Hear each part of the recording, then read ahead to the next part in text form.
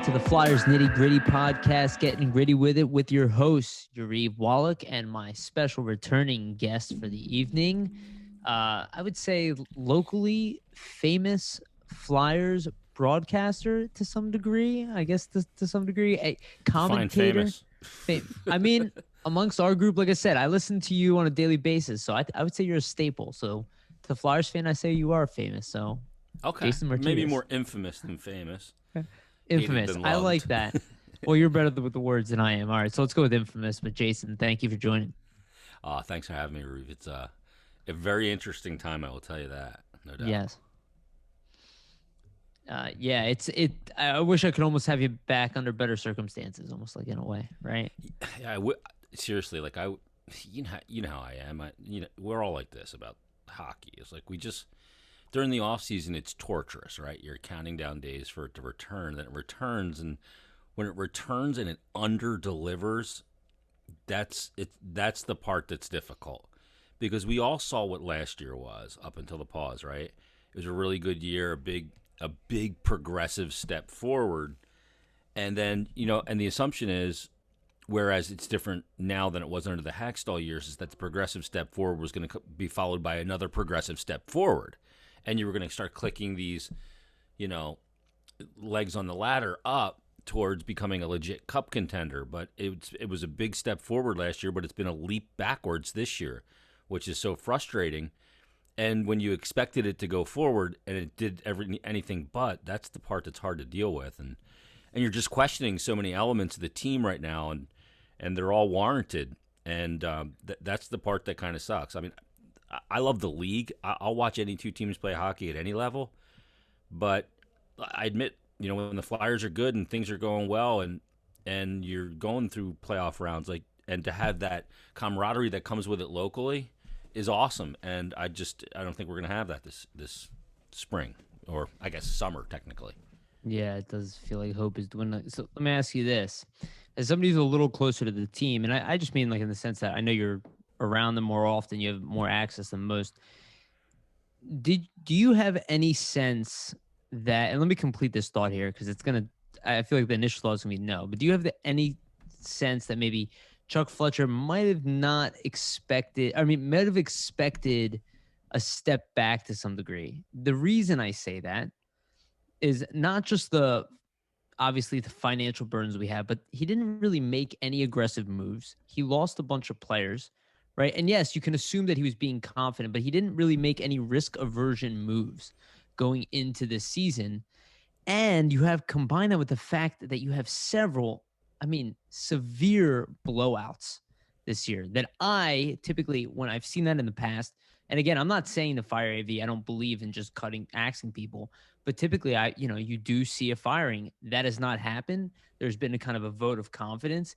So do you think by any chance that maybe Fletcher, kind of looking at the age of a lot of these defensemen, and I think that's why we see the inconsistency, I think you would agree, right? Do you think that maybe he was somewhat prepared? Maybe not for the type of March we had. That was something else. But, to the degree of maybe being more of a bubble team. That's a good question. And it's one that I'm not sure of the answer. But I always try and look at things and go, okay, there's two things that I really kind of gauge my thoughts on. One of them is always the actions of a person, and we'll talk about his actions, Chuck Fletcher's, yeah. And then I also talk about the motivation. And but when I talk about the action, the first thing that I have to think about is this. And I know he's caught a lot of flack, and I think he's being really calculated, and I think that's needed right now. I think you need a GM that's patient in this situation and doesn't just make a move to satisfy Flyers Twitter, because that would be the dumbest thing to do, right?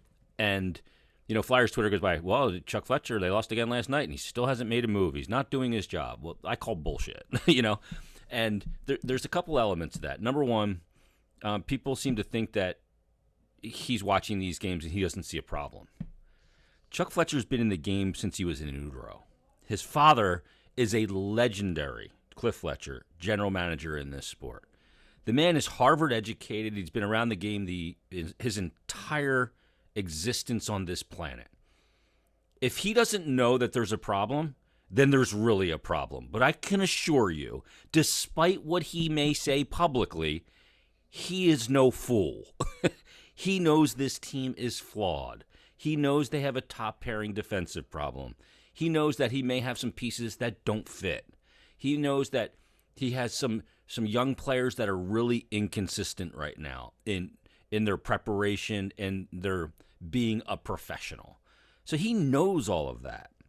But what he also knows is every team knows that they're looking to try and make a move.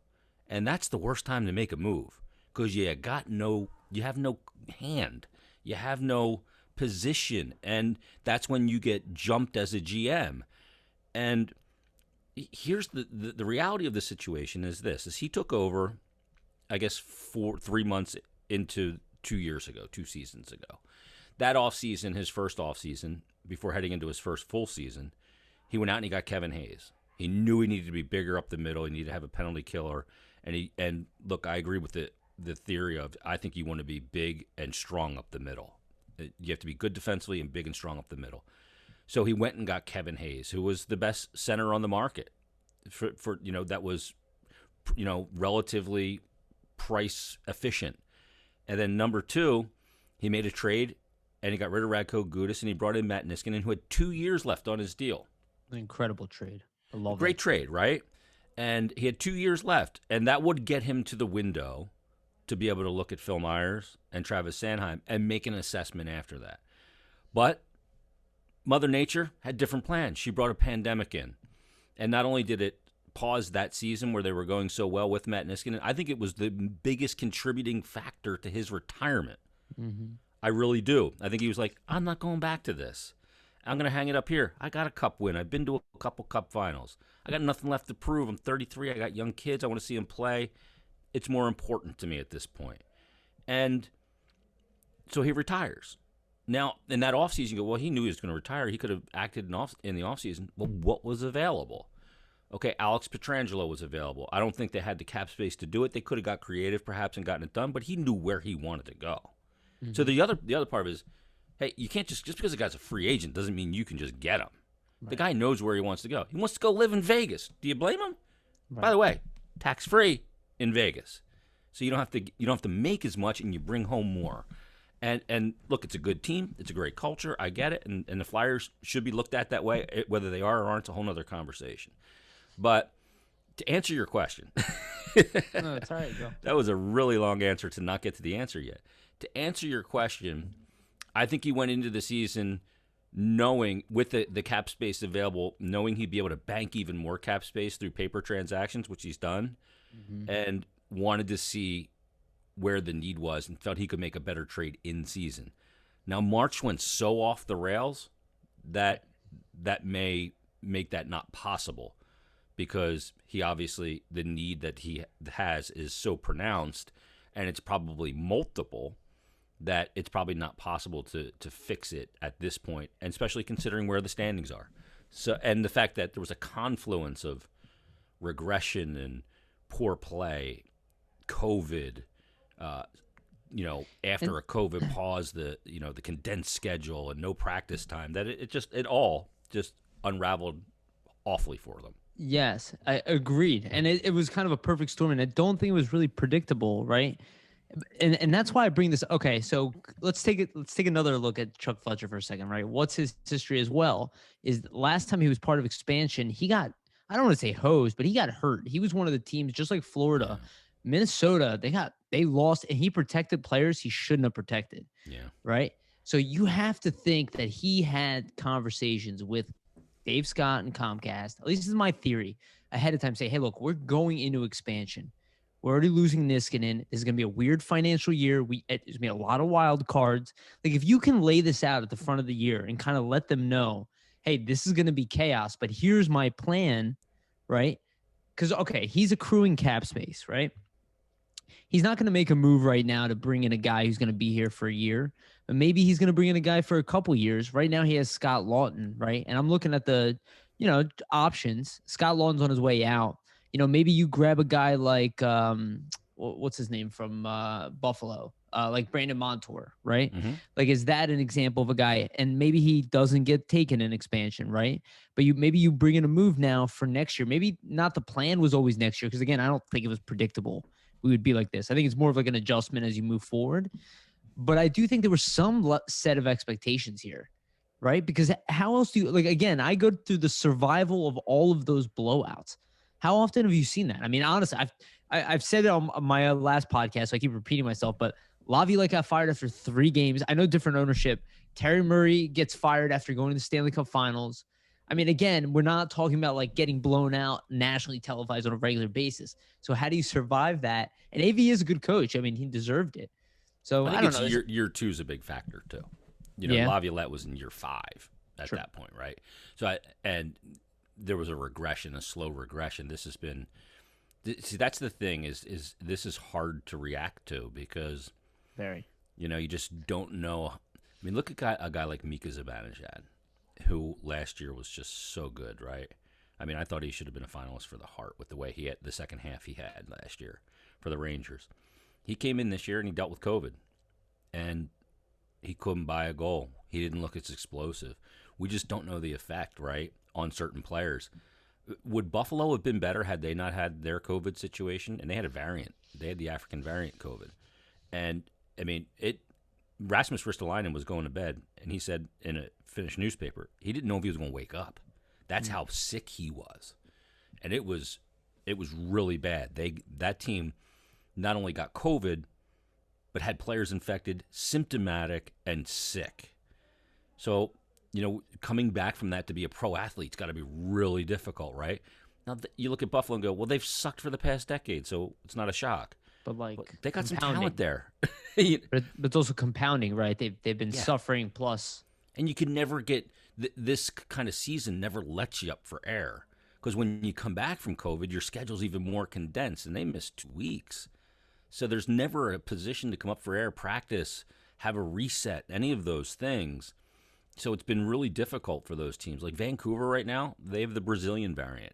And there's some guys there, from what I understand, that are very sick. And there's probably guys on that team that may go, you know what, this isn't worth it. When they are able to come back, they may say, I'm going home for the year. Because now families are involved. Some of the families are sick. It's pretty scary. So, look, I think some NHL teams are vaccinated. We don't know about it, but I think some NHL teams are probably vaccinated. But, it's not something they're going to publicize. In some states, it's, anybody can get a vaccination. So, but it's still a scary situation, and we just don't know the effect on it. So it's like I had a former general manager. He's a general manager again, so you might be able to figure out who it is. Say to me that you cannot overreact to the bubble because the circumstance is so bizarre. And before that general manager was rehired, he also said to me that the same goes for this season. Like, you can't overreact to it. If you had a belief in young players, that belief should not vanish because of this crazy circumstance.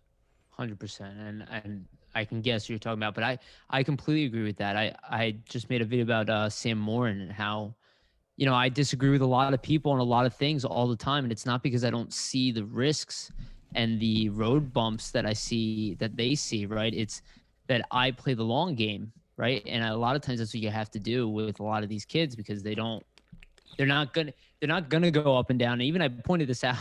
I was kind of ranting about the Flyers, kind of losing. But when you think about every championship team, at least of the modern era, they tend to suffer quite a bit before those either championships or it's all good. Before those championships, they either had a large losing streak or they lose in the first round and then suffer the next team or the next year, like Tampa Bay and St. Louis. Like, it's never a beautiful, golden paved road to a championship. No, ever. It's not a straight line. Even the team that went to the finals, and I brought this up, we had Chris Pronger. You don't get better leaders than Chris Pronger. And we still collapsed halfway through the season. We went from being one of the coach best got teams. fired in December with Chris Pronger. right? Yeah. I mean, John Stevens was fired in December, and they brought in Peter Laviolette. Peter Laviolette's first game, they won. I think they won 2 of their first 11 games under Peter Laviolette. Yeah. You Oh know, wow. Yes. Yeah. Good memory. Wow. yeah. I Yes. mean, I remember I was with the team. I was doing the broadcast at that Yeah. time, so here's how old I am. But and I mean, it was a mess. I mean, it was bad that the last 6 or 7 weeks of John Stevens. I mean, it was rough. They were bad. They were on a good team. They had good talent. I mean, Mike Richards, Jeff Carter, and at that time, and I don't think Loops was with the team anymore. But I mean, they had Yeah. some He's good part of the players. Pronger trade.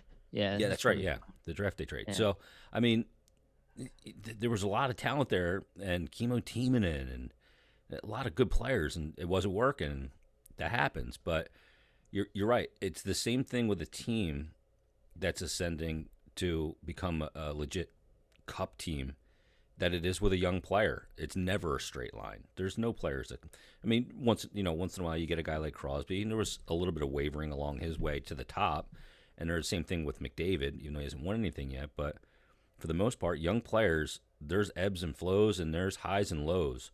And as you come up through your career and you mature as a pro, the ebbs become a lot less frequent and pronounced, Right. and the flows become even higher and more frequent.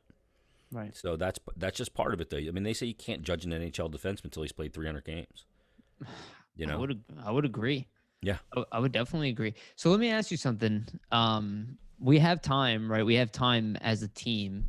Let's say even if we don't make the playoffs, I mean, there's the opportunity. There's a draft that's going to be an absolute mess, right? So nobody knows who's going anywhere. Theoretically, the Flyers could move Lawton, maybe even get a first round pick for him. I don't know what they could get for him, but something nice.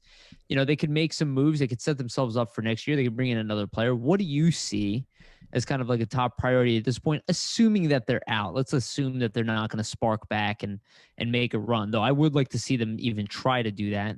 I assume there probably will be something like that. But do you think that they'll even make a trade to try to get into the playoffs at this point? No, I don't think they do any kind of deal that is short-sighted. If they can make a deal at this time that helps them in anywhere between 2 to 5 years, I see it. But I don't see that kind of deal happening now. I think that's more of a post-expansion draft deal. I think that we're going to see a lot of movement at that time, and the big hockey trades, that's when they'll be. I think we're going to see some movement before the deadline. I think it's going to be, guys like Lawton, guys like Raffle, guys that can help a team, and I think Lawton is a really highly sought-after guy. But, so at the deadline, I don't see them. They're not going into the rental market. That makes no sense. It really doesn't, because the cards are really stacked against them. So I think your assumption that they do it without making the playoffs is based in reality, because it's very difficult positioned where they are to make a run to get into the playoffs. But that being said, I think what the target for the offseason for Chuck Fletcher, and I spoke with him about 2 weeks ago, was to solidify that top pair. Mm-hmm. You have to slot your defense properly, and Phil Myers and Travis Sanheim are a second pair. I don't think either of those guys are a top pair. I don't think Phil's ready for a top pair yet. He might be in 2 or 3 years. And Sanheim's a left shot, so you want right left, and they want that. So I think you have to go into the market to get that. Now there's a couple ways to do it.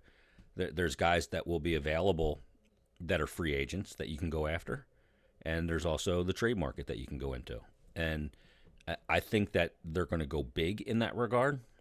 And I mean, to me, big would be finding a way to get Seth Jones out of Columbus, Yes. and signing him to a monster 7-year deal extension, yes. Right? Or 8-year deal, whatever you can Aggressive, do. yes. Yeah, but knowing I have Seth Jones and Ivan Provorov as my top pair for the next 7 or 8 years. Both Seth Jones, 27, right shot, perfect. Ivan Provorov, left shot, can play 26 minutes a night, perfect. I got that. It's like having a quarterback in football. If I have certain boxes that I don't have to worry about checking, I can get the other stuff. The other stuff's easy by comparison. But I gotta be really bold and aggressive to get what those elements I need. And I think that's one of them. And also, by the way, the byproduct of that is the help to your goaltender. Right, of course. Which is, I mean, look at every team in the league. Look at the division they're in. Look at the top line. if you can't limit the top line of the opposition They in crush your it. division, you're never going to go anywhere.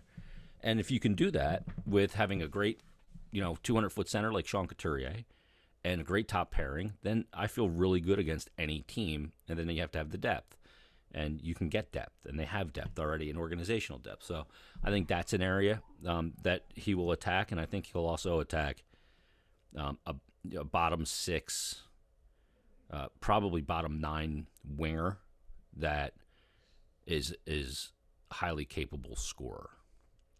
I think that's the other area. Because I think that if you're going to get like a Seth Jones, if you're going to go and trade market, you're going to have to part with a Konechny or part with something you don't want to part with, but Of course. you want that kind of player, you're not going to just be able to put your recycle bin outside and get it. Yeah, I mean, for Seth Jones, I imagine you'd probably have to move Phil Myers in that deal, right? You have to give him something comparable that has a chance, probably not to be Seth Jones, but to be somebody who can eat something like that. Yeah. And then maybe give him like a pick, maybe a first round pick in between to be like, okay, maybe you can grab another defenseman. So, I mean, Dougie Hamilton's the other guy. Yeah. He makes it. He's a UFA, so you don't have to give anything up in a trade. You just Right. sign him to a contract. He's 27 now, right shot, huge guy. That I mean, could you see Dougie Hamilton and Ivan Provorov as a pair? I sure could. It'd be awesome. So, and that's the thing is the Seth Jones Hamilton. Okay, so here's my only concern with that though. And even though I do agree with everybody, and if we got them, I would be thrilled. I wouldn't be upset. But here's my thing. I look at it and go, well, is there a veteran guy out there that people think is washed up, like Niskanen? Like it's not that Niskanen was ever washed up, but people are like, oh, he had a down year, but a guy who we already know is good. Maybe he's being a little bit overpaid, but maybe he's a little bit past 30, and maybe we don't have to give up a ton to get him, and a team just doesn't have money, right? Like a lot of these teams are broke. So I'm like, are they going to be okay? Well, at least we're getting $8 million off of our, like even like I don't think this is going to be the case, but even a Brent Burns or a guy like that who's highly paid, older, in his career. But again, if you inject that into our locker room, it's like the Yager effect, right? What happened when we put Yager in this locker room? Yeah. You look bad next to him. If you're not doing the right things, you look stupid. And like I feel like you're an adult, right? You're like a real adult. You understand what that is, right? If you show up at work every time, on time or early, everybody notices, right? If you're the one who comes in late, everybody notices, right? If you're putting in extra work, it's almost like it's a tone setter type of guy. Even though I don't know if Dougie Hamilton, I think Seth Jones could probably do that as well, just because he's like a upper echelon star, and Dougie Hamilton as well. And that's why I was like, talent's talent. But if we can even find an older guy, I mean, I would be even like, kind of over the moon about that. Well, you could look at a guy like David Savard, who's 30. Yeah. Going to be a free agent. You can look at a guy like, look, I want a guy that's going to be here. I want to solve the problem for 5 years, right? Right. Because I want my window to be propped wide open for 5 to 7 years. Right. And so I look more into that vein of it, and as opposed to grabbing a guy like when they got Niskanen, he was 32, and he was clearly at the end. So I would look for more of a long-term solution, because I think there's long-term solutions that you can get. I mean, I wouldn't call David Savard a Band-Aid, but I wouldn't give David Savard 5 years. Right. You know what I mean? No. I'd give him 3 years, but I think he's going to get 4, maybe 5. But, I mean, I'm interested in guys like Rasmus Ristolainen. Right. You know what I mean? I'm interested in those kind of deals as well. You got to make the team fit right, and I think that that move is going to be really, really key. I mean, Dougie Hamilton is the slam dunk because he's a right shot, 6'6", 230-pound defenseman that would pair perfectly with Provorov, and you don't have to give up anything other than pay the man. So, yes. I mean, to me, that's a big statement, right? So, like, while I love Brent Burns, I don't know that I would kind of do that deal. I just don't. Fair enough. And I think if Dougie Hamilton makes it to UFA, I think he'll be probably the Flyers' top choice, I would imagine. I think, yeah, absolutely. He'll be the number one target. No doubt about it. Some people are a little kind of scared because he's played with 3 teams already. Yeah. I don't worry about that. I don't worry about that stuff either. I don't worry about that at all. We don't need him to come in here and be our superstar. We need him to come in here and play top pairing with Ivan Provorov. Like, we don't need you to solve all of our problems. You know? Yeah, I need him to come in, and I need him to be the guy that is going to slot the entire decor properly. And he's coming in. Look, we're going to give you life changing money, right? Right. Yeah, we're going to set you up for in perpetuity. You're going to get paid, and we're going to expect a lot, but you're capable of delivering a lot. You fit, and this city will love a player like you. Yeah. So I think that would be kind of the home run deal. Yeah. So what do you see about a guy like Cam York here, who's coming in at the very end? He's got his AHL start. He's probably not going to play in the NHL this year just because, I mean, unless the Flyers maybe make a move or clear out some space or maybe have some injuries, there's a chance. But realistically, you know, we're talking about next season. Where do you see York kind of fitting in even this year with the Phantoms, who look like maybe they're primed for a Calder run, to be honest? You know, do you see like kind of how do you kind of see York fitting into the piece? Do you see him fitting in next year? Yeah, I think it's really interesting with Cam, and I just talked to him the other day. I'm like name dropping, like falling out of my pockets over here.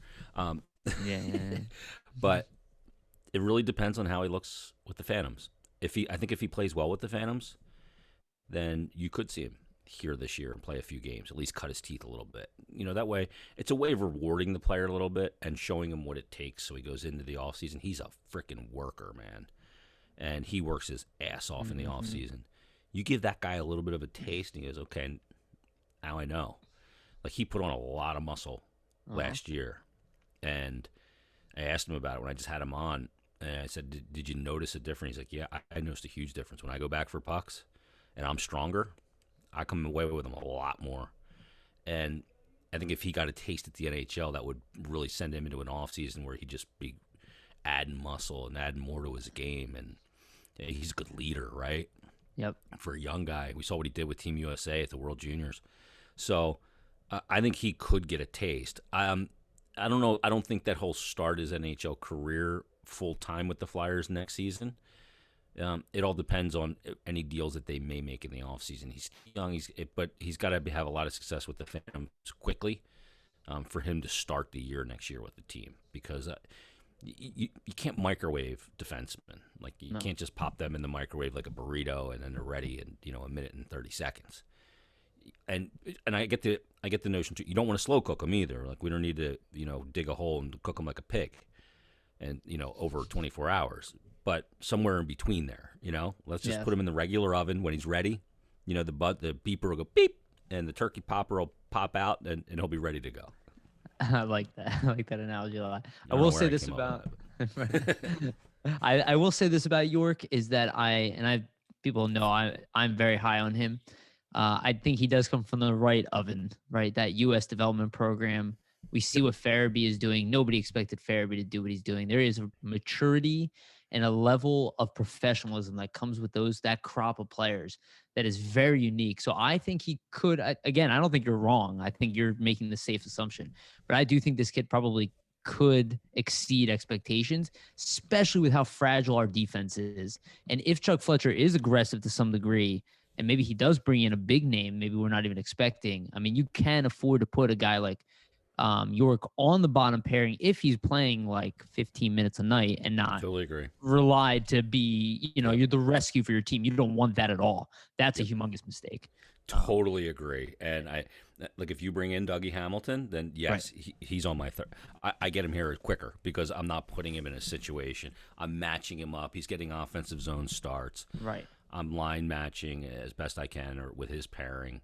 I'm see, the thing that's really impressive about Cam to me, he's not a body knocker, right? Like, he's not going to blow dudes up. And he's not the biggest guy in the world. But when he goes back to get pucks, he's the first to get pucks. Like, he goes first.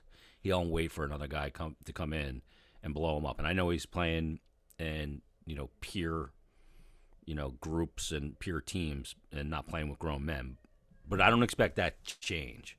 And that, to me, is such a huge element of playing D in this game, is having the willingness to go in first and go get pucks. Like, the mentality like we coach this at younger levels. I've been coaching this with my son's team since squirt and high school teams that I've coached. Like, dude, that's your puck. Don't wait for somebody else to get it and try and get it from them. Go get it while it's loose. Like you got to have the mentality like that's my puck. That's not your puck. That's my puck. Right. And there's only one, so I got to go get it. And York does that, and I love that element of his game. Yes. I think that makes the jump to the NHL because you have the mentality. It's like a forward where you got to go. You don't have to tell the guy, dude, you got to go to the dirty areas of the blue paint. When the guy just does that, like Oscar Lindblom's a great example. Mm-hmm. Oscar came in, and I remember talking to Dave Haxtell about Oscar, and he's like, I love this kid. He's so smart. I don't have to tell him where to go at all. The only problem right now is when he first got here is it looked like he was carrying a piano up the ice. His skating just wasn't there, and he worked his butt off to get his skating to where it was NHL skating. No, he's not going to fly up and down the ice like Oscar, like Connor McDavid, but he can skate. And once he could get up and down the ice well enough, his just ability to know, hey, this is where I got to go. And yeah, there's a price to pay, and I got to play down in that area, and I got to play down below the goal line in the offensive zone. And if I do that, I'm going to have success. And he did. Yeah. And I think that's a good example because the type of player that York will be, there's a reason USA won a defensive game. Like, he was captain. They won through defensive means. Like, that's the one thing that excites me the most about him. Yeah. And, I mean, let's face it. That Team Canada that they beat in the final may be the greatest Canadian team of all time. It's definitely the greatest Canadian team of all time that didn't win. I know that. On paper? They may have been the most. I mean, look at the first-round picks on that team. Insane. It was, some high pedigree players from Cousins. Up and down every line. And, they were just, they outworked them. They committed to their defensive plan, and they punched them first, and that's why they won. And I think about how good Cole Caulfield is and how smart Chuck Fletcher is. He's not stupid. He didn't pass up on Cole Caulfield for no reason. I think they're Twice. Very high. Yeah, I think they're very high on Cam York. Yeah, they could have picked him at seventh that year, didn't pick him, and then moved back, and then didn't pick him again, and took Cam York. So I agree. Interesting season. All right, I'm going to let you go. We're at time. Jason, thank you so much for coming on. No goalie talk. Oh, well, I'd love to add. Okay, real quick here. I would love to get your insight on Carter Hart, actually. I did want to pick your brain about, we talked about it earlier. We talked about the fragility of the defense and what that does to the goalie. Now, I don't think Carter Hart is having a good year by his metric. Having said that, the type of opportunities... Yeah, but the type of opportunities that are being thrown his way, they're unacceptable from just a team defense standpoint. And I would argue Brian Elliott has obviously handled it much better. But I kind of see it as that young guy spiral where it's like, okay, he gives up 1 week goal, and then he's like, well, I should have had that. I should have had that. I should have had that. And it's like, well, at the same time, you're kind of being lit up for a reason. Do you think it's a compounding issue with Hart? Because I'm not really concerned about him in the long term at all. For me, it's a shame to watch him have to go through this without, much team support in front of him. Yeah, it is. Here's how the parallel that I try and explain to people that haven't played goalie, and it's an easy one because it just went through it in Philadelphia sports with Carson Wentz. Here's the parallel: Carson Wentz was getting sacked and hit and rushed nonstop in the beginning of the season. But then eventually, the offensive line was protecting him a little bit. But he was still reacting like he was being rushed. He's getting rid of the ball too quick because he was feeling what I call phantom pressure. Mine is so used to being under pressure that when you don't have it, it doesn't compute right away. So that's your environment, right? That's things that you can't control that have now affected you going forward. And I think there was a moment in the Boston game where he got, I think it was the 6-4 game, or no, it was the 6-1 game that they lost to Boston. Early in that game, he got beat 3 times on the back door. 2 of them were power play goals and another one. And they were all backdoor on his blocker side. And the fourth goal that was scored on him was a short side goal from just above the dot by Marchand, a right shot. I remember. And I looked at that goal, and people were like, "Oh my God, it's a horrible goal, a horrible goal." And while yeah, it is not a great goal, but what people don't realize is that the 3 goals on the back door on the blocker side gave Marchand that goal. Right. Because now he's loaded on his left leg, ready to push to his right, not having no confidence that that back door is covered, and knowing there's a player there because he can see him out of his peripheral. Right. And he's cheating a half an inch, off the short side post to the middle of the net, knowing I have to get there and I have to sprawl and I have to go into a spread to make some kind of miraculous save because I've already been roasted there 3 times. And when you do that in the NHL, it's very unforgiving. Done. Marchand buries. And great scorers in the NHL, they can see your weight distribution on your feet. They know when you're loaded on your left leg to go. And they know that when I cut across the middle, I'm not shooting where you're going, what's open. I'm shooting where you were. And they go against the grain because you're moving this way. And you'd love if a guy's cutting across me in the top of the slot, and he's a right shot, and he's coming across from my blocker side, so right to left, and he shoots to my glove hand, I go, yeah, I know you're not a good scorer.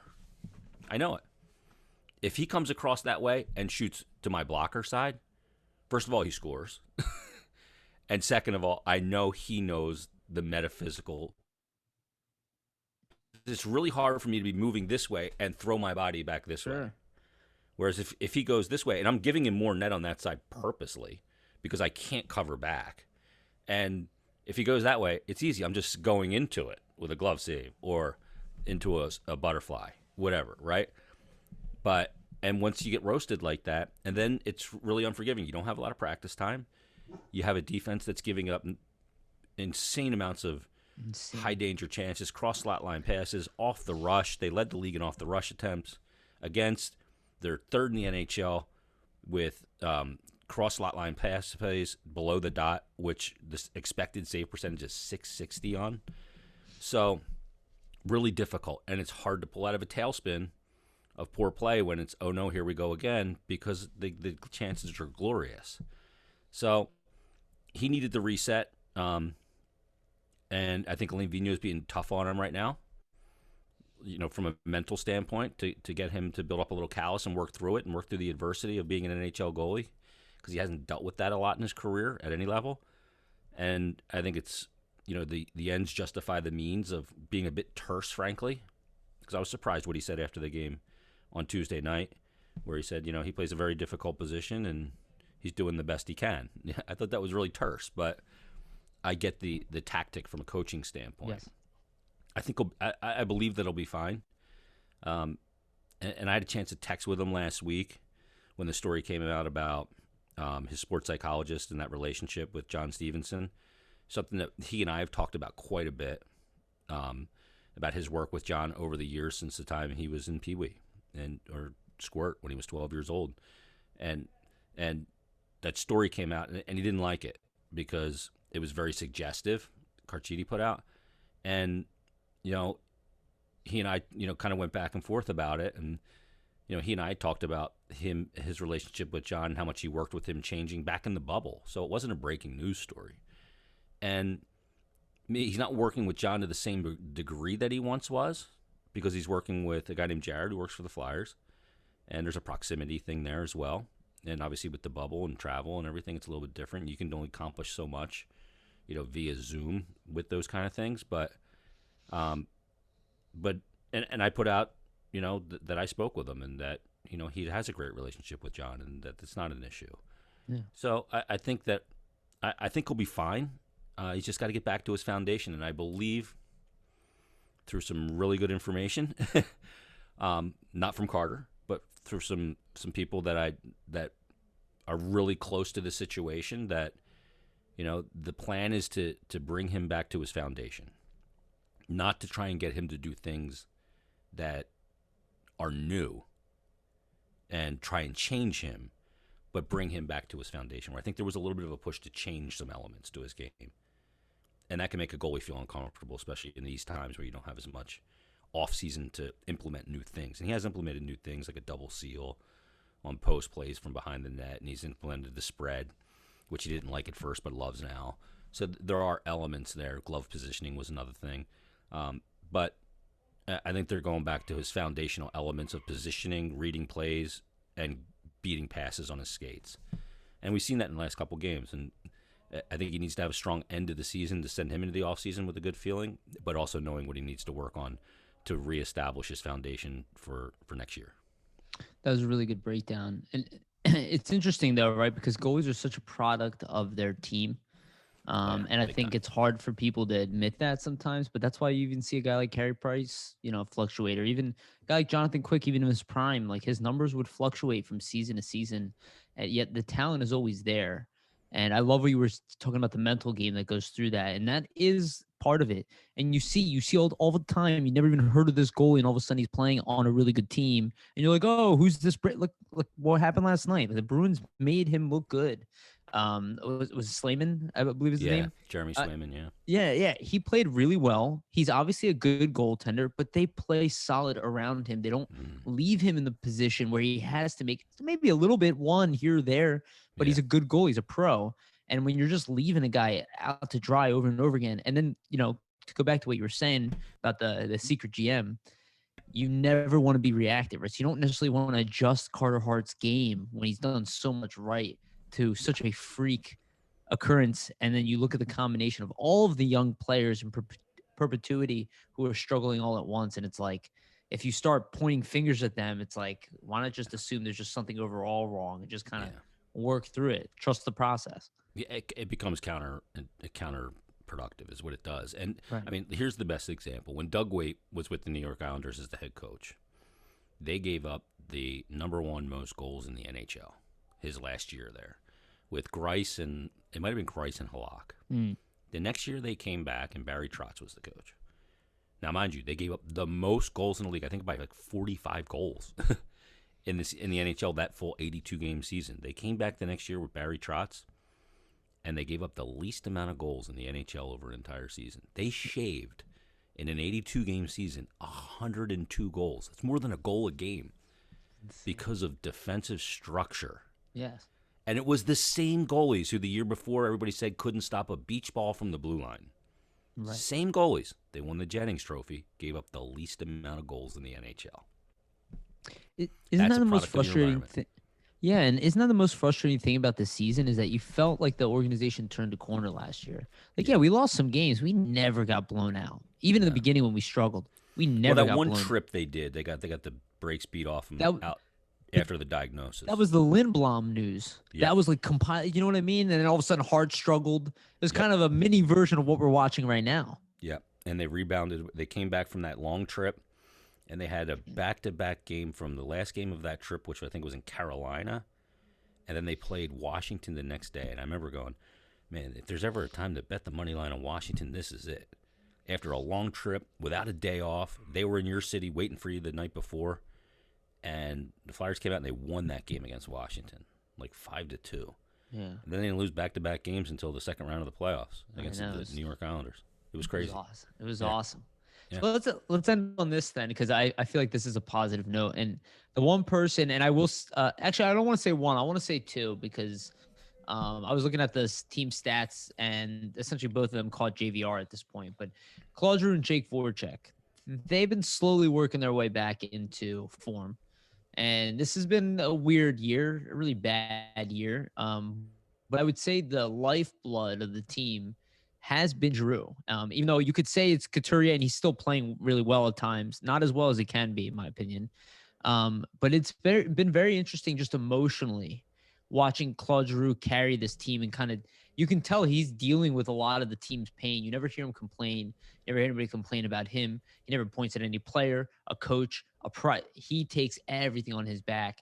Yeah. And I think it just should be so much appreciated. I don't want to trade him. I don't want him to go anywhere. Yeah, and that's a shame. I just hope he can stay here just a little bit longer until we get it together. Because if you put that emotion and that character behind a well-oiled machine, I mean, you are talking about a guy who potentially can bring a franchise here. You're watching him dig them out of the ground in games where nobody showed up. He was the only one till the very end of every shift. Yeah, I think he's had a really good year, and it's just such a shame that so many people in the fan base don't think he's a good leader and rip off the C and all that crap. And it's such a shame because he cares so much, like he does. He's such a like if you played him in ping pong and you were up 19-1, he'd beat you because he wouldn't be able to take it. Like he's insane and in that way, and he's competitive and he doesn't give up and he wills the team back and he puts them on their back. But he needs everybody to like he can't like tap guys on the bench every shift and say go out there and do the right freaking thing. Like you got to be a pro. And he's a guy of not many words publicly, a lot more words privately behind the scenes, and he's a guy that look. Players that have played with him since left here or played for another team, have you ever heard a bad thing about Claude Giroux's leadership? Never. Nobody has ever boo about his leadership. In fact, the He's opposite. he's regarded as a tremendous leader amongst players. And I don't care what some douchebag on Twitter says that doesn't know. I will go by guys that played with him. I will take their word for it, who sat in the locker room with him and watched him work every day. And I'll take their word over it, and I'll go to the wall for it because it's such a shame. I think he's so underappreciated in this city.